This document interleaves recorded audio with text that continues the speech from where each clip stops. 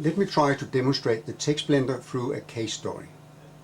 Before I start preparing my exercises, I think it is important to have a place to put them, to save them. I have a Dropbox folder on my computer. That folder is in Documents and Settings, my name, my documents, my Dropbox, and I am in the public part of that folder. Here I will make a new folder. I call it RoboMo, and this is where I want to save my exercises. I have prepared some exercises using hot potatoes, and I will copy those, Control C, and paste them into the empty folder. My first step is to select media. There are 4 options. One might be obsolete. It means no media, but it can still be important to tell the software that there will not be any media playing. I can select to have a video player. I can also have an audio player, and I can choose a YouTube video. I want to have a local video player, so I click up here. I have to select where that video file is. So I have to locate a video file. I have some in my documents. The video is called RoboMo. I select that one. Then we'll have a look at instructions. Up here I can type in a headline, which is the same headline which will appear there. I will put in a headline called RoboMo. RoboMo, an automatic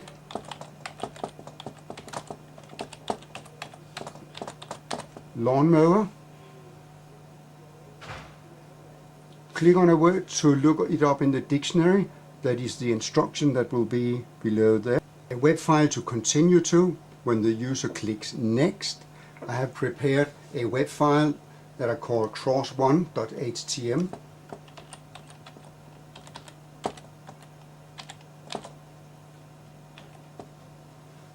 That file has been made with the software called Hot Potatoes.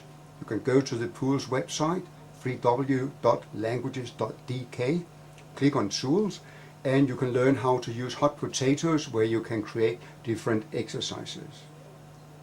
I then want a text to tell about the copyrights. I now want to enter a block of text, and I have prepared a text which I've copied into Notepad. So just copy all of that text, Control C, and move into the TextBlender and click on the button called Paste Text. I now click Finish. It's possible to delete the text. You can change the font, but that does not make any change on the final web page, but it can make some fonts visible in the TextBlender. Usually you would not need that button. Just click Finish. So I can see now that I have a video, I have a text block. Now I need to decide on a dictionary. The text was in English, so I start with English, and I would like a dictionary from English to Danish. There. I can click on a summary to see that the web page headline is RoboMo, an automatic lawnmower. I start with a video player. The instruction is ready. The main part of the web page has 434 words, and the next button will send the user to an exercise called cross2.htm, and there is a copyright notice. My next step is to export the web page that I have created. I click Export. Right now I just want to export the web page. So I have to find my Dropbox, the public folder, there is the Robomo folder, and I will name it Robotics. So I call it Robotics. And it is now ready to be opened with my Internet Explorer. Let's try that. In my Dropbox public Robomo folder, I can now see that I have the file robotic, which is the one that I've just created with the TextBlender, but there is also now a Robomo video.wmv. That file has been copied automatically by the TextBlender to the final folder. I now click on the file robotics HTML to see that it works. And the video starts.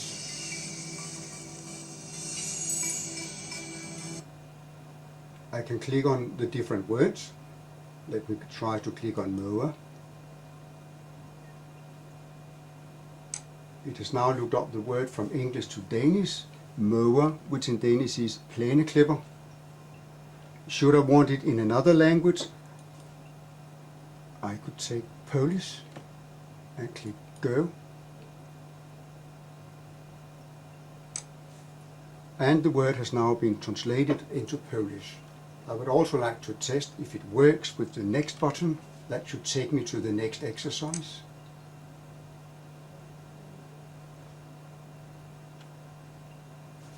And there it is, a crossword puzzle prepared with hot potatoes.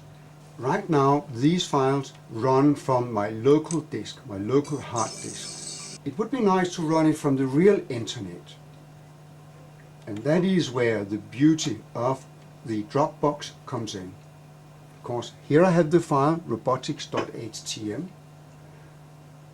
After I install Dropbox, all files that are put into the public area of Dropbox are automatically moved to the internet. So to find the address on the internet, I right-click the robotics.html. There is a Dropbox line, and I can copy the public link. Then I go to my browser and paste it in and press enter, and it is now running from the internet. And that is the address that I got from right-clicking the file in my public folder